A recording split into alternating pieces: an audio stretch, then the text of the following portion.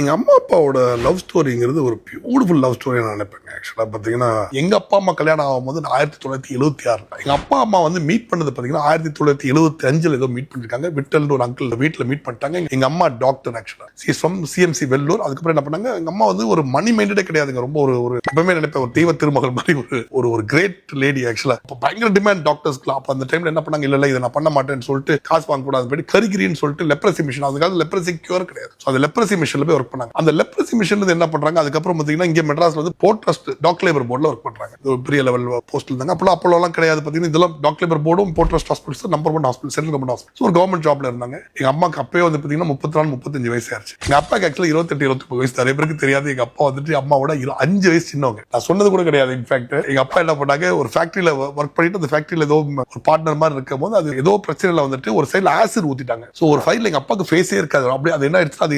73-74 நடந்திருக்கும்னு நினைக்கிறேன். சோ 75ல பாத்தீங்கன்னா இந்த ஆசிட் விக்டிம் சர்வைவர்ஸ் பாத்தீங்கன்னா அது காயம் அப்படியே காயமாவே இருக்குமா. ஆனா எங்க அம்மா வந்துட்டு ரொம்ப ஒரு அழகு பாத்தீங்கன்னா பேக்ல போட்டோ இருக்கும், ரொம்ப அழகா இருப்பாங்க. சோ இருந்தாலும் இவங்க பார்த்தோன்னே இவ்வளவுதான் கல்யாணம் பண்ணிக்கணும் பார்த்தா அந்த காலத்துல 6 வயசு பெரியவங்க. சோ எங்க அப்பா வந்து எங்க அம்மா பின்னாடியே போயிட்டு கல்யாணம் பண்ணிக்கோ இது அதுன்னு பேசி ரொம்ப ரிக்வெஸ்ட் பண்ண போது எங்க அம்மா வந்துட்டு முடியாது, நீ ரொம்ப சின்ன பையனா இருக்கீங்க, இன்னொரு ஆளு இருக்கு. பிளஸ் எங்க அப்பா கண்ட கொஞ்சம் பயமா இருக்கும், ரொம்ப டஃப் ரஃப். சோ இது வந்துட்டு நீங்க பண்ணுங்க அது அவங்க அம்மா வந்து டாக்டர் MBBS DCH. சோ பண்ணிட்டு எதுக்கு இந்த மாதிரி பண்ணணும்னு ஒரு மாதிரி கொஞ்சம் நெகட்டிவா இருந்திருக்காங்க ஃபர்ஸ்ட் இனிஷியலா. இல்ல உன்னதான் கல்யாணம் பண்ணுவேன் ஒத்த கால்ல நின்று பின்னாடியே பைக்ல எல்லாம் சுத்தி எட்டு போல கேட்டாலாம் பண்ணி கடைசியில எங்க அம்மா ஒத்துக்கிட்டு கடைசியில 76ல கல்யாணம் பண்ணாங்க. இதுல ரொம்ப பிடிச்ச விஷயம் என்ன பாத்தீங்கன்னா, இனிஷியலா எங்க அப்பா பிசினஸ் பண்ணிட்டு இருந்தாரு. இல்ல புது பிசினஸ் பண்ணாருனால புரிதல் இல்லையாதனால அப்பப்போ காசு வரும் அப்பப்போ காசு வராது. சோ எங்க அம்மா தான் ஃபுல்லா அது ஃபேமிலியை சப்போர்ட் பண்ணாங்க. 1983 வரைக்கும் எங்க அப்பா அடிக்கடி சொல்லுவார், ஒன்ஸ் என்னோட சின்ன தங்கச்சி இந்த பிரியா பிறந்த பிறகுதான் என் பிசினஸ் எல்லாம் நல்லா பிக்கப் ஆச்சு அப்படின்னு சொல்லி எங்க அப்பா சொல்லிக்கிட்டே இருப்பாரு. எங்க அம்மா தான் ஃபுல்லா ஒர்க் பண்ணி ஃபேமிலியை சப்போர்ட் பண்ணி 83ல அதுக்கப்புறமும் எங்க அப்பா பண்ற எல்லாத்தையுமே